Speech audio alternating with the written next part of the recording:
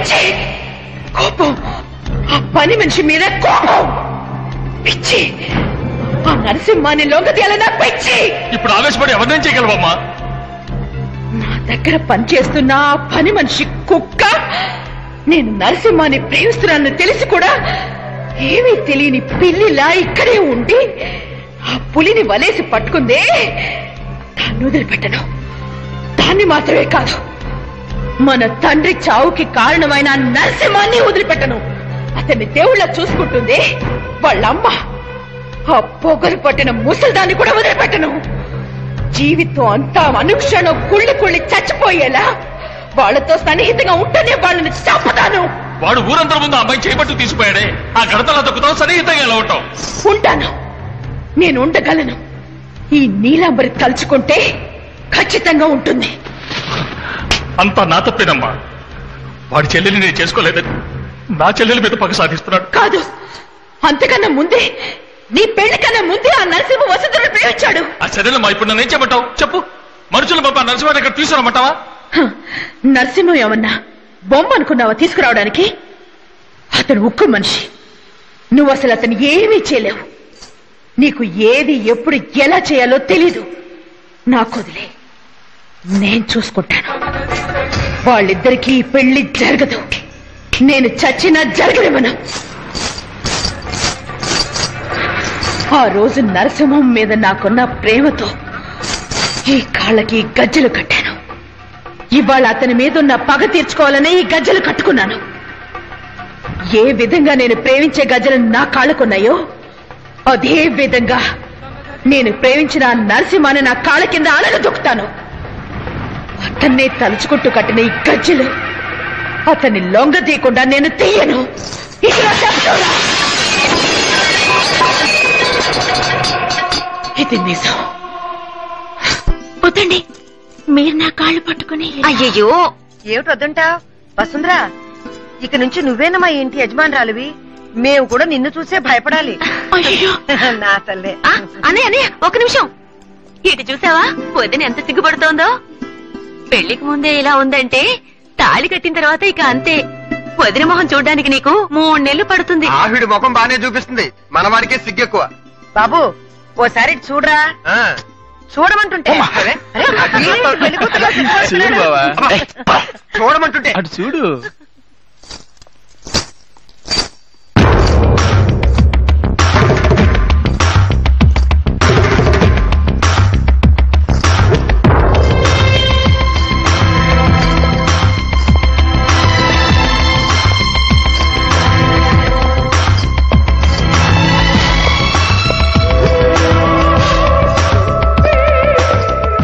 బాగున్నామ్మా? బాగున్నానత్తయ్య. ఇదేంటమ్మా? లే, వసుంధరని చూడాలి. వెళ్ళమ్మా, వెళ్ళి చూడు. రండి. ఎన్నో నెల?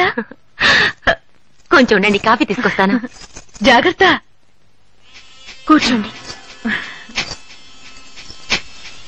కూర్చోండి. ఇక నువ్వు నాకు పని మనిషివి కాదు, వారికే. నువ్వు పెద్ద కిలాడివే. ఎవ్వరికీ తెలియకుండా గుండెలో ఆశలు దాచుకున్నావు, అందుకన్నాను. నన్ను క్షమించమ్మా. నీ నరసింహం మీద నేను ఆశపడ్డాను, కానీ అది నెరవేరలేదు. దేవుడంటూ ఒకడున్నాడుగా, వాడు ఎవరెవరికి ఏమేమి రాసి పెట్టాడో ఆ విధంగానే జరుగుతుంది. వసుంధర, నువ్విప్పుడు మా ఇంటి పిల్లవి. నీకే శుభకారం జరిగినా పుట్టింటి సారి నీకు మా ఇంటి నుంచే రావాలి. కానీ మా నాన్న చచ్చిపోయి సంవత్సరం కూడా అవ్వలేదు. సారీలు ఇవ్వకూడదని చెప్పారు. ఏమైనా నీ అక్కయ్య అనే స్థానంలో ఇది నేను తీసుకొచ్చాను. ఇది కట్టుకుని అమ్మవారి గుళ్ళో నీ పేరుని అభిషేకం ఏర్పాటు చేశాను. వెళ్ళి చేసిరా. అశిషు, నన్ను పెద్ద మనిషిని చేద్దులేలే. నేను చిన్నపిల్లనే. తీసుకో.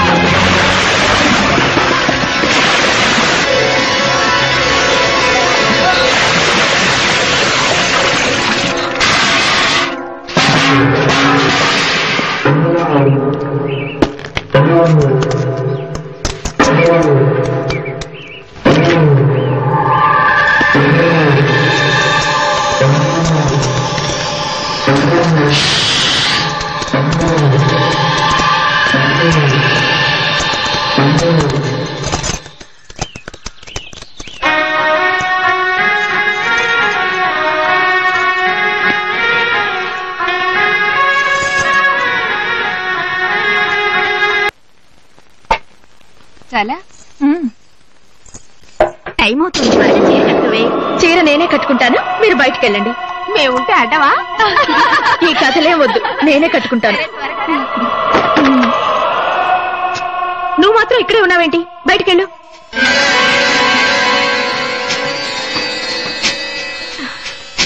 ఆ రోజు అమ్మవారి పూజకని ఎరుపు రంగు చీరిచ్చాను. దానివల్ల అంత ఘోరం జరుగుతుందని అనుకోలేదు. నన్ను క్షమించు. అయ్యో పర్వాలేదండి. నువ్వు అమ్మవారికి అభిషేకం చేసే అవకాశం లేకపోయింది. అందుకని నేనే నీ పేరున అమ్మవారికి అభిషేకం చేసి ఆ పాలు తీసుకొచ్చాను. తాగు. అమ్మవారి ముందు పెట్టి దండం పెట్టుకుని తాగుతాను. అభిషేకం పాలు నువ్వు తప్పకుండా తాగాలి. సరేనండి. పెళ్లికి తప్పకుండా రావాలి. నన్ను మీరు ఆశీర్వదించాలి. జరగబోయేది నా పెళ్లి, నా ఇంటి పెళ్లి అంటున్నాను. నేను లేకుండా తాళేలా కడతారు? తప్పకుండా వస్తాను.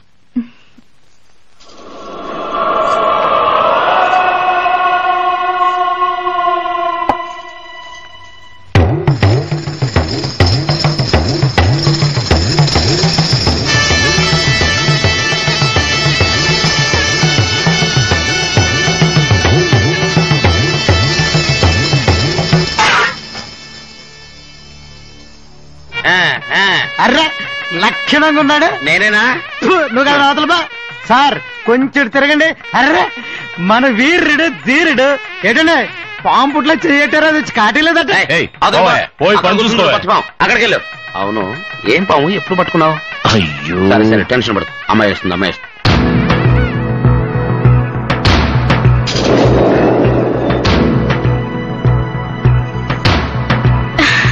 ఏమైందంటే పాలు తాగలేదా? కాదండి, నేను దేవుడి దగ్గర పాలు పెట్టి దండం పెట్టుకుంటుంటే అప్పుడు పాము వచ్చి పాలు నెట్టేసింది. నేను పెళ్లికి ముందు నాగేంద్రుడికి పాలాభిషేకం చేయిస్తాననుకుంది. అప్పుడే నాకు జ్ఞాపకం వచ్చింది.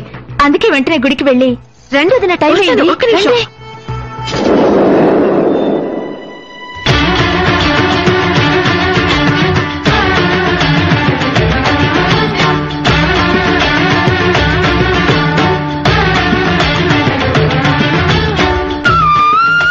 భగవంతుని సన్నిధిలో అడుగుతున్నాను, నిర్భయంగా త్రికరణ శుద్ధిగా దేవుడి మీద ప్రమాణం చేసి నిజం చెప్పు. ఆ అబ్బాయిని పెళ్లి చేసుకోవటం నీకు మనస్ఫూర్తిగా ఇష్టమేనా? ఏమయ్యా, నీకు మనస్ఫూర్తిగా ఇష్టమేనా?